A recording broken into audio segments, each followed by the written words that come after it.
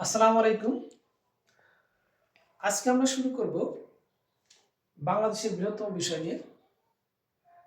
আপনারা ইতিপূর্বে আমার ভিডিওগুলো যারা দেখেছেন, আমার ভিডিওগুলো যদি ভালো লেগে থাকে, আমার চ্যানেলটি লাইট অফ নলেজ বা জ্ঞানের আলো, এই চ্যানেলটি সাবস্ক্রাইব করে আমাকে উৎসাহিত করবেন। কোনো পরামর্শ থাকলে অবশ্যই কমেন্টস লিখে জানাবেন।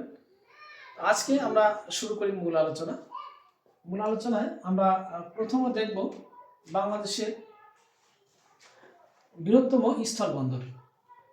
বাংলাদেশের বৃহত্তম স্থলবন্দর বেনাপোল, যশোর জেলায় অবস্থিত। দ্বীপ, বাংলাদেশের বৃহত্তম দ্বীপ ভোলা জেলা।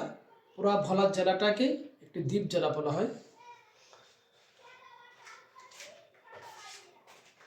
বাংলাদেশের বৃহত্তম গ্যাস ক্ষেত্র তিতাস গ্যাস ক্ষেত্র, যেটা ব্রাহ্মণবাড়িয়া জেলায় অবস্থিত। বৃহত্তম সমুদ্র বন্দর চট্টগ্রাম সমুদ্র বন্দর।